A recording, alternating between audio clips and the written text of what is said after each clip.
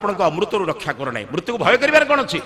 ଆମ ମା ମାନେ ଯେ ବସିଛନ୍ତି କହିବେ, ଆଚ୍ଛା ମା ମାନେ ଆପଣମାନେ ସମସ୍ତେ ଛୁଆଟେ ଜନ୍ମ ହେଲା ବେଳେ ସମସ୍ତେ ଜାଣିଛନ୍ତି ମୁଁ ଯେଉଁ ଘରେ ଜନ୍ମ ହେଇଛି ସେ ଘର ମୋର ନୁହେଁ। କ'ଣ ଆଜ୍ଞା ଆପଣଙ୍କ ଝିଅ ପୁଅ ଜାଣନ୍ତି ନା ନାହିଁ? ସମସ୍ତ ଝିଅ ମାନେ ଜାଣିଛନ୍ତି ଯେଉଁ ଘରେ ଜନ୍ମ ହେଇଛୁ ସେ ଘର ଆମର ନୁହେଁ। ଆମ ବାପା ମା ଗୋଟେ ଉପଯୁକ୍ତ ପାତ୍ରରେ ଆମକୁ ଦେବେ, ଠିକ ନା ନାହିଁ ଆଜ୍ଞା? ଆଜ୍ଞା ଆଚ୍ଛା ଝିଅ ମାନେ ଏକଥା ତ ଜାଣିଥାନ୍ତି, ବିବାହ ବେଳେ କାନ୍ଦନ୍ତି କାହିଁକି? ଆପଣ ଜାଣିଛନ୍ତି କାହିଁକି କାନ୍ଦନ୍ତି? ପ୍ରିୟ ଲୋକକୁ ଛାଡି ଯାଉଛନ୍ତି ବୋଲି। ବାପା ମା ଭାଇ ବନ୍ଧୁ କୁଟୁମ୍ବ ସାଙ୍ଗ ସାଥୀ ସମସ୍ତଙ୍କୁ ଛାଡି ଯାଆନ୍ତି, କିନ୍ତୁ ବିବାହ ନିଶ୍ଚିତ ବୋଲି ଜାଣନ୍ତି, ମୃତ୍ୟୁ ନିଶ୍ଚିତ ବୋଲି ସମସ୍ତେ ଜାଣନ୍ତି। କିନ୍ତୁ ମୃତ୍ୟୁ ପୂର୍ବରୁ ଅସତ ଉପାୟରେ ଉପାର୍ଜନ କରିଥିବା ଅର୍ଥ ରହିବ, ମୁଁ ଯିବି, ଏଇଥିପାଇଁ କାନ୍ଦନ୍ତି, ଏଇଥିପାଇଁ ଦୁଃଖିତ ହୁଅନ୍ତି, ନହେଲେ ମୃତ୍ୟୁ ପାଇଁ କେହି ଦୁଃଖିତ ହୁଅନ୍ତି ନାହିଁ। ବନ୍ଧୁ ସେଥିପାଇଁ କହିଲେ ସାନନ୍ଦମ ସଦନମ ସୁତାଶ୍ଚ ସୁଧୟ କାନ୍ତ ପ୍ରିୟାଳାପିନୀ ଇଚ୍ଛା ପୂର୍ତ୍ତି ଧନମ ସଜୋଷିତି ରତି ଏକ ପତ୍ନୀ ବ୍ରତ ଏକ ପତି ବ୍ରତ ପାଳନ କର। ବନ୍ଧୁ ପତି ପତ୍ନୀର ଶରୀର ହୁଏତ ଦୁର୍ବଳ ହେଇପାରେ, କିନ୍ତୁ ମୁଁ ପା ହୃଦୟରେ ବାସ କରିଛି। ସେଥିପାଇଁ କୁହାଯାଏ ହସ୍ତଗ୍ରନ୍ଥିର ସପ୍ତମ ମନ୍ତ୍ରରେ କୁହାଯାଏ ନସ୍ତେୟମଦ୍ମି ମନସା ଜୁନଜ୍ମି ସ୍ୱୟଂ ଶ୍ରଦ୍ଧାନୁ ବରୁଣସ୍ୟ ପାସନ। ହେ ପ୍ରଭୁ ମୋର ପ୍ରତିପତ୍ନୀ ଜୀବନ ମନସା ଭିତରେ ହୃଦୟ ଭିତରେ ପ୍ରବେଶ କରୁ, ଆଉ ଶରୀର ଆକର୍ଷଣ ନ ରହୁ, ହୃଦୟ ଭିତରେ ପ୍ରବେଶ କରୁ। ଏକ ପତ୍ନୀ ବ୍ରତ ଏକ ପତି ବ୍ରତ ପାଳନ କରନ୍ତୁ। ଗୃହସ୍ଥ ଜୀବନର ଆଧାର ହଉଛି କାନ୍ତା ପ୍ରିୟା ନା ଇଚ୍ଛା ପୂର୍ତ୍ତି ଧନମ ସଜୋ ସ୍ଥିତିରତି ସ୍ୱାଜ୍ଞା ପରା ସେବକା। ନିଜର ସେବକ ସେବିକା ମାନଙ୍କୁ ମଧ୍ୟ ଟିକେ ଶ୍ରଦ୍ଧା କରନ୍ତୁ, ସ୍ନେହ କରନ୍ତୁ। ବାଲଗଙ୍ଗାଧର ତିଳକଙ୍କୁ ତାଙ୍କର ଜଣେ ବନ୍ଧୁ ଥିଲେ, ଗୋଟେ ଖାଦ୍ୟ ଉପହାର ଦେଇଥିଲେ, ଗୋଟେ ଆମ୍ବ, ଯେଉଁ ଆମ୍ବ ବର୍ଷରେ ମାତ୍ର 20-25ଟି ଫଳେ, ବହୁତ ସ୍ୱାଦିଷ୍ଟ ଆମ୍ବଟିଏ। ସେ ଫାଳଟିଏ କାଟିକି ତାଙ୍କ ସେବକକୁ ଦେଇ ସାରିଲା ପରେ ତାଙ୍କ ପତ୍ନୀ ଜାଣିଲେ ବନ୍ଧୁ ଗୋଟିଏ ମାତ୍ର ଆମ୍ବ ଦେଇଥିଲେ, ସେଥିରୁ ଫାଳେ କାଟିକି ସେ ଦେଇ ସାରିଲେଣି ସେବକ ସେବିକାକୁ। ତାଙ୍କ ପତ୍ନୀ କହିଲେ ଗୋଟିଏ ଆମ୍ବରୁ ଫାଳେ ତମେ ଦେଇଦେଲ ଚାକରକୁ? ବାଲଗଙ୍ଗାଧର ତିଳକ ହାତ ଯୋଡ଼ି କହିଲେ ଦେବୀ ଆମ ଘରର ସବୁଠାରୁ ସ୍ୱାଦିଷ୍ଟ ପଦାର୍ଥଟା ମୁଁ ମୋ ସେବକକୁ ଦେଲେ ସେ ଭାବିବ ଏମାନେ ମୋର ମତେ ପରିବାରର ସଦସ୍ୟ ବୋଲି ଭାବୁଛନ୍ତି। ତେଣୁ ସେବକ ସେବିକା ପ୍ରତି ଆତ୍ମୀୟତାର ଭାବରେ ଚେଷ୍ଟା କର। କାରଣ ବଡ ବିଚିତ୍ର କଥା ହେଇଯାଏ, ଯିଏ ଆମ ଲୁଗାକୁ ସଫା କରି ଆଇରନ୍ ଦେଲା ସିଏ ହେଲା ଅସ୍ପୃଶ୍ୟ, ମୁଁ ହେଲି ସ୍ପୃଶ୍ୟ। ବଡ ବିଚିତ୍ର କଥା ଏଇ ଦେଶରେ ସୃଷ୍ଟି ହେଲା। ମୋ ଦାଢିକି ଯିଏ କାଟିଦେଲା ସିଏ ହେଲା ଛୋଟ, ମୁଁ ହେଲି ବଡ। ମୋ କଥା ବୁଝୁଛ ନା? ଯଦି ଲୁଗା ସଫା କରୁଥିବା ଅସ୍ପୃଶ୍ୟ, ତାହେଲେ ମୋ ମା ତ ପ୍ରଥମ ଅସ୍ପୃଶ୍ୟ, କାହିଁକିନା ସିଏ ମୋ ଲୁଗାକୁ ପ୍ରଥମେ ଧୁଇଛି। କରିପାରିବା କି? ଏ ସମାଜରେ ଦିବ୍ୟ ଦୃଷ୍ଟି ନାହିଁ ବର୍ତ୍ତମାନ। ବନ୍ଧୁ ସେ କହିଲେ ଇଚ୍ଛା ପୂର୍ତ୍ତି ଧନମ ସୋଜସିତିରତି ସ୍ୱାଜ୍ଞା ପର ସେବକା ଆତିଥ୍ୟ ଶିବ ପୂଜନମ। ବର୍ତ୍ତମାନ ଆତିଥ୍ୟ ନାହିଁ। ଅତିଥି ମାନେ ଆସୁଥିଲେ କଣ କରିବା ପାଇଁ? ଆପଣ ମାନେ ଯେଡେ ବୟସର ଲୋକ, ଆପଣଙ୍କ ଦୋଷ କିଏ କହିବ? ଆଜ୍ଞାଙ୍କ ଦୋଷ କହିଲେ ସହିବେ? ଅତନୁ ବାବୁଙ୍କ ଦୋଷ ଯଦି କହିବି ସହିବେ? ସିଏ ତମେ ମୁଁ ଏଡେ ବଡ ଲୋକ ମତେ ଦୋଷ କହିବ? ଆରେ କେଇ ଜଣେ ତ ଦୋଷ କହିବ ନା, କିଏ କହିବ? 2 ଜଣ ଲୋକ ଦୋଷ କହନ୍ତି, ଜାଣିଛନ୍ତି? ଯିଏ ମତେ ସହି ପାରନ୍ତି ନାହିଁ, ଯିଏ ମତେ ଭଲ ପାଆନ୍ତି। 2 ଜଣ ଦୋଷ କହନ୍ତି, ଯିଏ ମତେ ସହି ପାରନ୍ତି ନାହିଁ। ଚିନ୍ତା କରନ୍ତୁ, ଯିଏ ମତେ ସହି ପାରନ୍ତି ନାହିଁ ସେମାନେ ମୋର ଦୋଷ କହିବେ। କାହିଁକି? 2 ଜଣ ଲୋକ ଆପଣଙ୍କୁ ଈର୍ଷା କରନ୍ତି, ଜାଣିଛନ୍ତି କିଏ 2 ଜଣ? ଯିଏ ମୋ ପରି ହେଇପାରିବେ ନାହିଁ, ଯିଏ ମତେ ସହି ପାରନ୍ତି ନାହିଁ।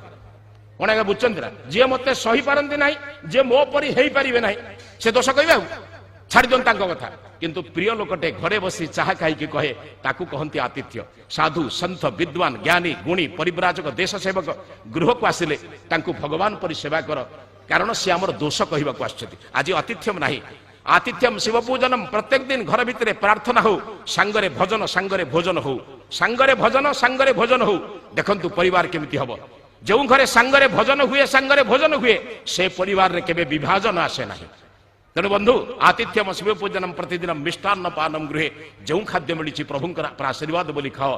ଦେଖନ୍ତୁ ପରିବାର କେତେ ଆଦର୍ଶ ରହୁଛି। ମୁଁ ଭାବୁଛି ଆଉ 2-4 ମିନିଟ୍ ଅଛି, 5 ମିନିଟ୍ ଅଛି, ମିନିଟ୍ ଅଛି, ସରିବନି। ଥରେ ସାରୁଛି ଆଜ୍ଞା, କ୍ଷମା କରୁଛନ୍ତି ଯଦି ହଉ ହଉ 1.5 ମିନିଟ୍ ହେଇଗଲା, କ୍ଷମା କରିବେ।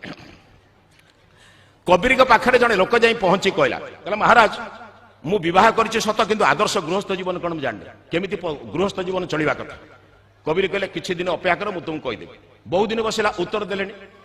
ଶେଷରେ ବାରମ୍ବାର ବାଧ୍ୟ କଲା, କଣ ଆଜ୍ଞା ମୁଁ ବାରମ୍ବାର ଆସି ଆପଣ ଘରେ ବସିଲେ ମତେ ଟିକେ ଉପଯୁକ୍ତ ଉପଦେଶ ଦଉନାହାନ୍ତି। ଦିନେ ଖରା ଦିନ, ବୈଶାଖ ମାସର ଖରା ଦିନ, ମଧ୍ୟାହ୍ନ ସମୟ, ପ୍ରଚଣ୍ଡ ରୌଦ୍ର ତାପ, ସୂର୍ଯ୍ୟ କିରଣ ପ୍ରଖର, ବସିକି ସେ ଲୁଗା ବୁଣୁଛନ୍ତି। ପିଲାଟି ପାଖରେ ବସିଛି, ଉତ୍ତର ଦେବେ।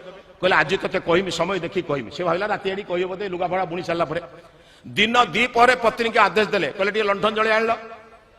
ତାଙ୍କ ପତ୍ନୀ ଲଣ୍ଠନଟାକୁ ଜଳି ଆଣି ରଖିଦେଲେ, କିଛି କହିଲେନି।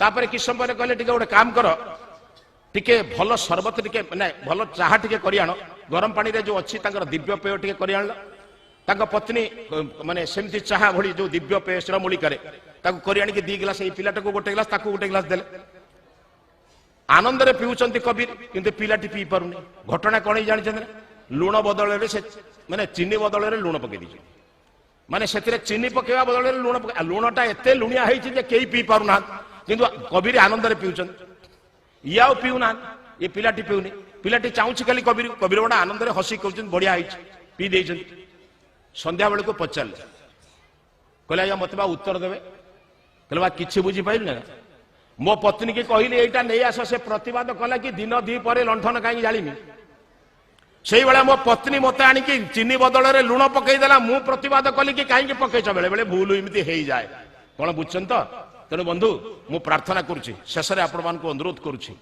बुझले कि एकुटिया खाइबा नहीं मु 3 जन बंची मु निज अन्य एवं समाज मते जे संसार को आनी तांकु अवहेला करी ना मु जहाँ संसार को आनी अशिक्षित भ्रष्ट कराइबी ना एवं आम मिलमिशी गोटे भल समाज गठन करने जो गुरु जो आचार्य जो साधु जो सन्थ मान चरण तले बसिले मते ज्ञान मिल भल मनीषटी हेबी आजिकल बहुत बड़ मनीष गुड़ाक होती भल मनीषटी सृष्टि होने से भल मनीष सृष्टि हबार योजना रही साधु सन्थ विद्वान वेद वेदांत शास्त्र मान अध्ययन करी मु भल हेबी अन्य को भल करेबी मिलमिशी राष्ट्र को भल करवा यही गृहस्थ मान हेले ए राष्ट्र निश्चित तार पूर्व स्मृति एतद्देश प्रसूत सकाशाद अग्रजन्मन स्वम स्वम चरित्रम शिक्षेरण पृथिव्याम सर्वमानवा से जो आदर्श आर्यभूमि प्रत्यावर्तन कर